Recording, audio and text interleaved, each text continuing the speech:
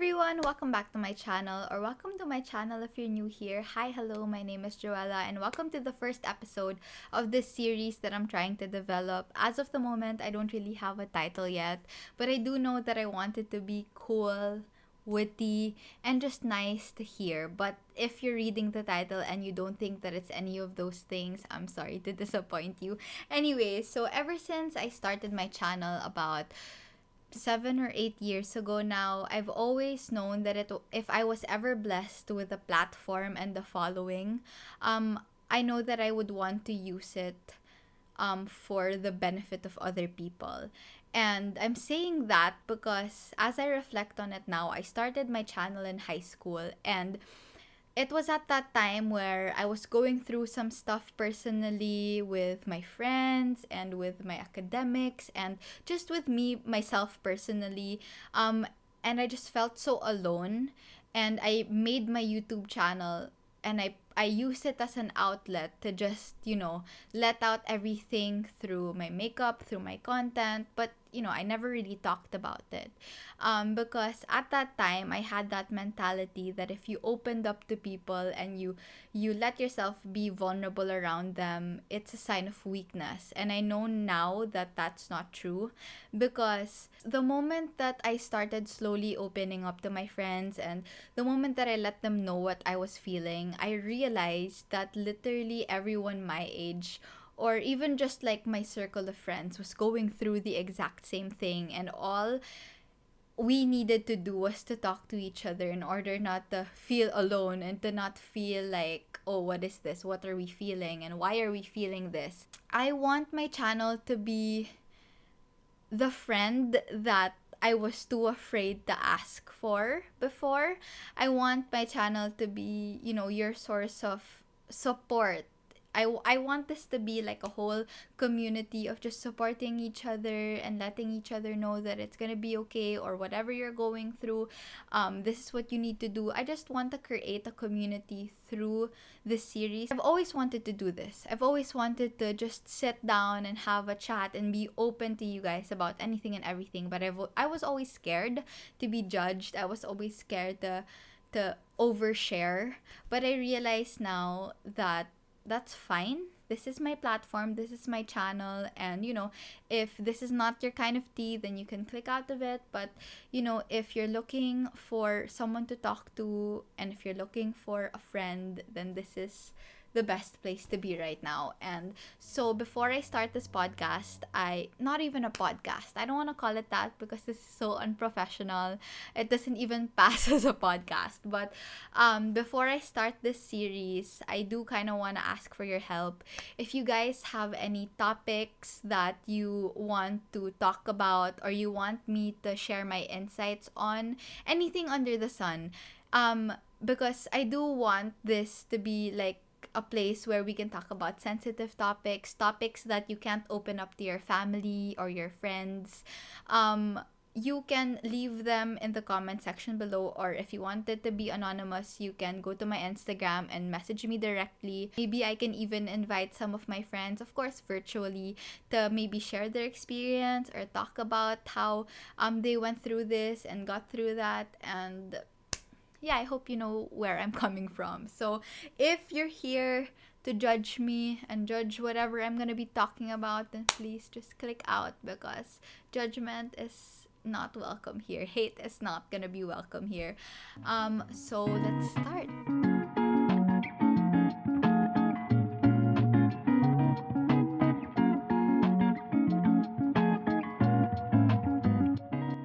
Okay, so we will be starting this episode with a bang, because I will really be exposing myself and opening up to you guys about something that I genuinely feel insecure about.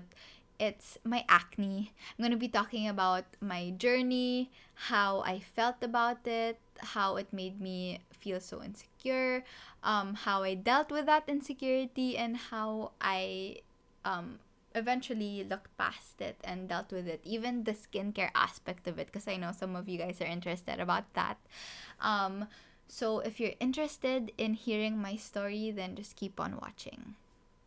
Okay, so let's go back to my childhood a little bit so that we can get a background.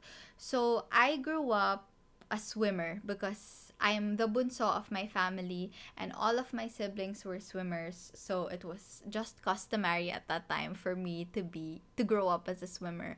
Um, so I was always exposed to the pool, and obviously the pool contained chlorine, which eventually dried my face out. So growing up, I was never oily. During my teenage years, I never ever developed acne because of how dry my face was because of the chlorine.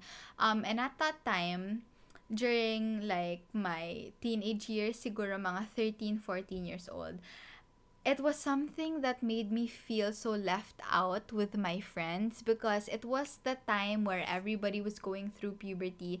And I remember in high school, during breaks, my friends would ask for us to go to the bathroom together because they had to retouch and they had to like put on their oil film and put on their powder.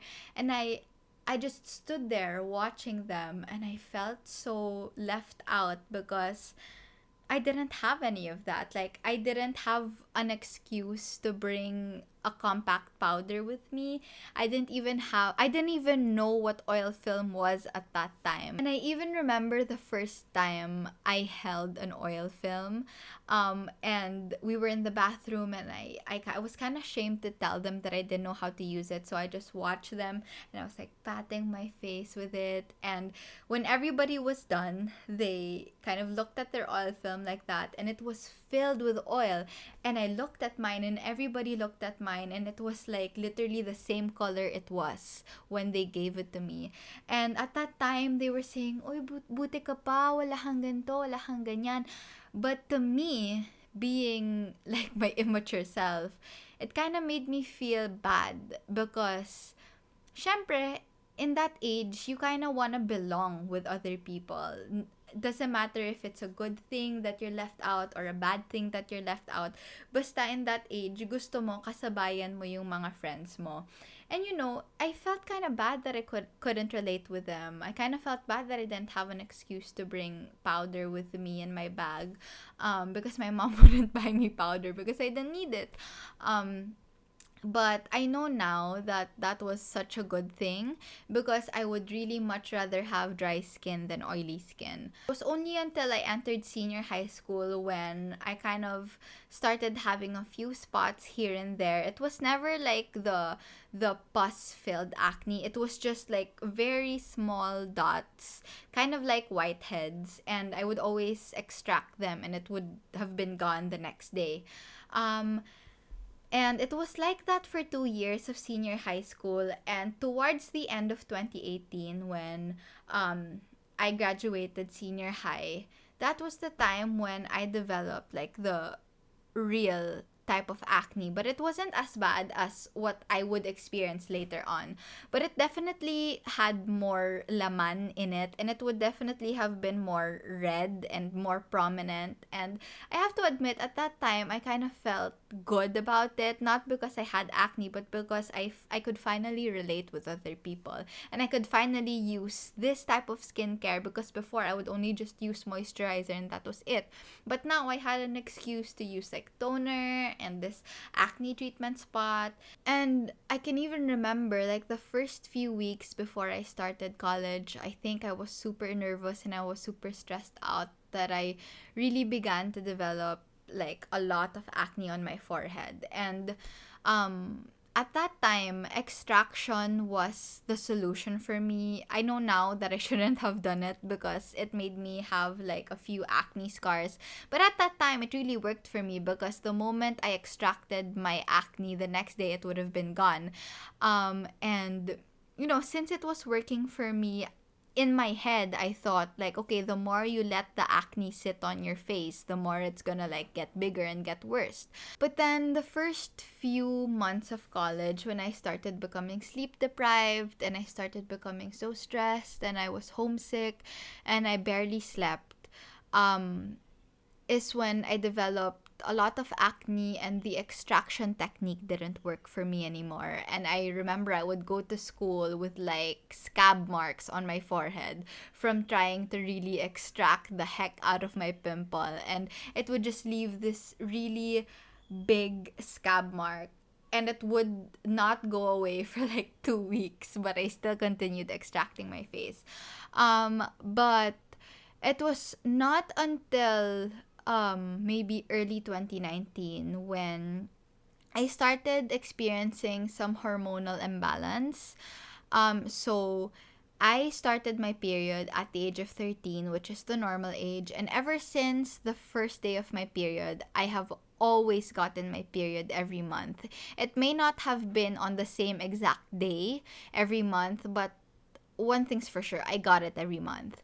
And at the start of 2019, I realized that I had skipped a few months. So what would happen was, let's say February, I had my period, then March, I wouldn't, then April, I would have it again, then May, I wouldn't. And it was like that for a while. And so I remember because I was living in Manila at that time because of school. And I remember there was one weekend where I just cornered my mom and told her something is wrong with my body because I am not getting my period regularly anymore. And my mom and I are very scared when it comes to our health. I think I got that from her. We hate needles, we hate going to checkups, we hate going to hospitals because we're the type of people na, we'd rather just die on the spot than find out that we're terminally ill and live our life in fear. So yeah, that's something that I developed because of my mom. And so I was really scared. Like, I didn't know what to do. I didn't know what sickness I had, but I was kind of sure in my bones that I was sick. But then she assured me, she told me na, maybe your body is just adjusting, you're under a lot of stress, you're not sleeping, and you're away from your family. So maybe your body is just, it's just your body's way of telling you that you need to slow down and you need to take it easy.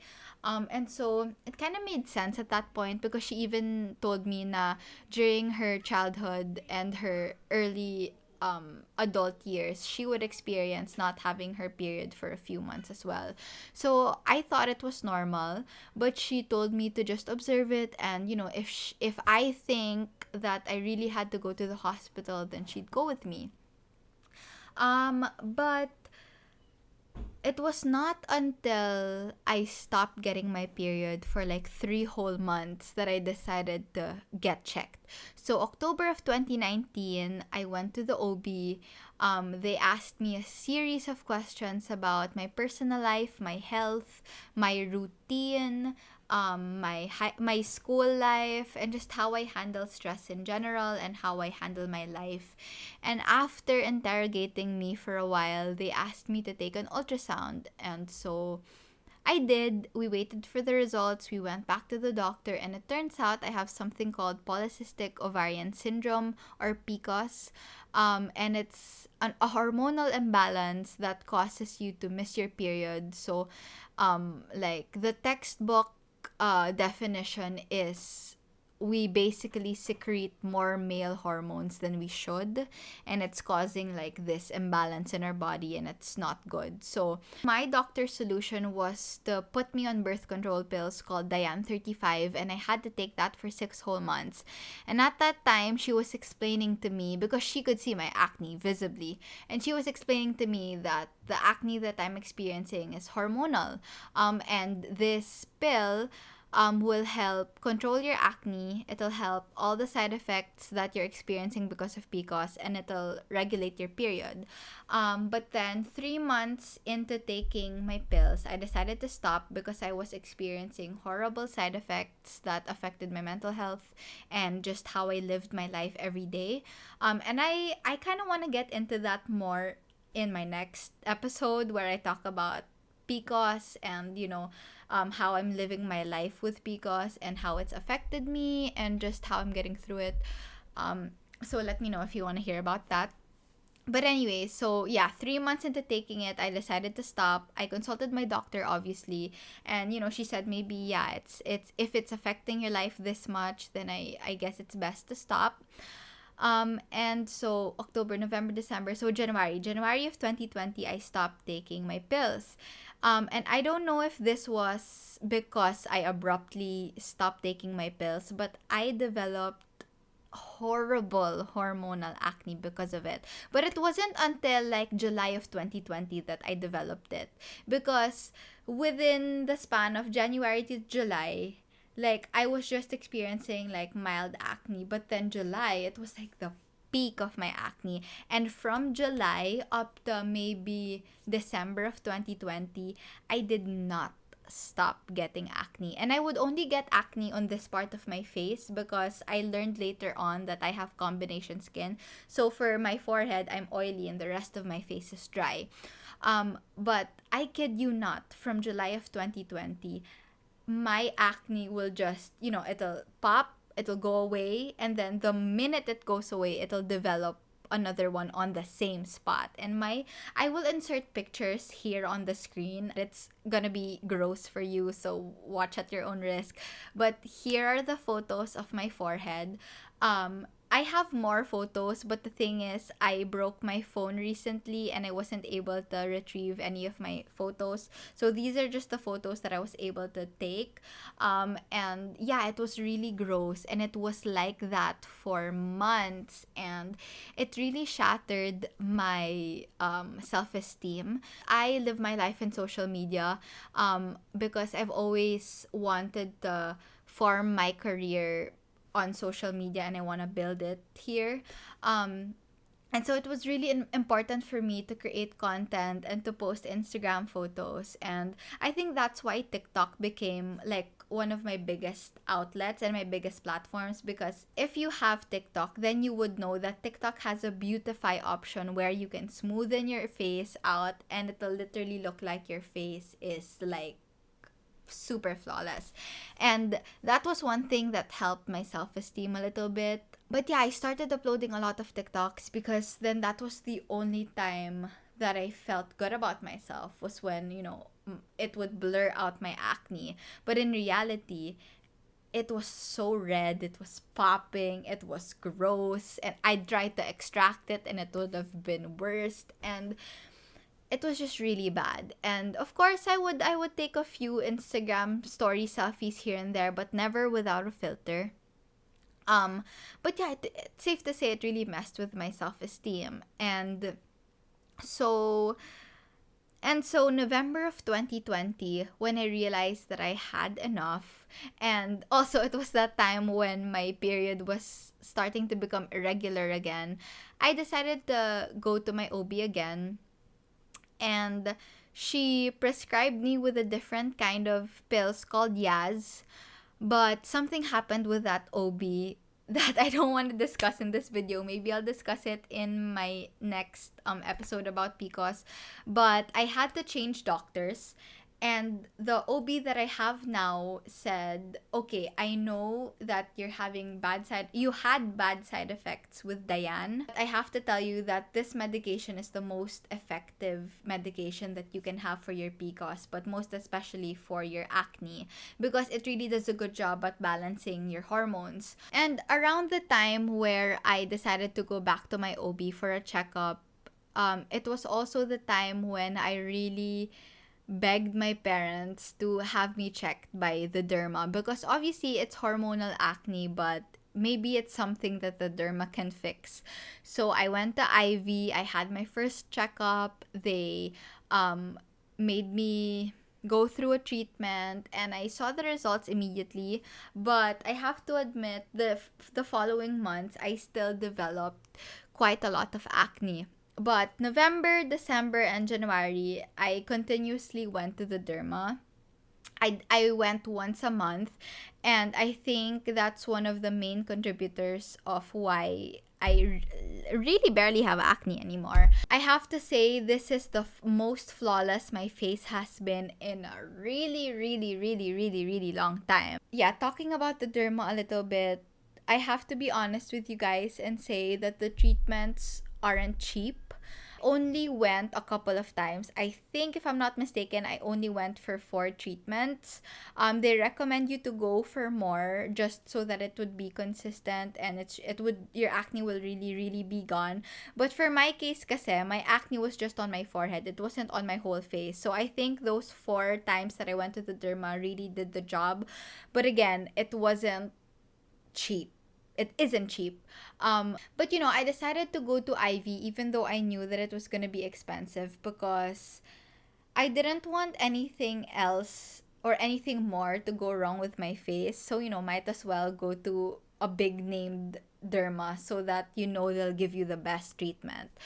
Um and yeah, it was a really great decision because it did wonders for my face. And the only thing that I'm using now for my face is something from Ivy, their cream that they developed themselves.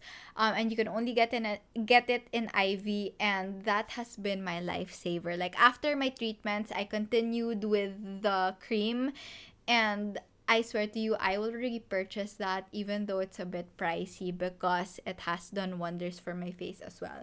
But disclaimer, I have to say that the derma alone did not or could have not done this to my face.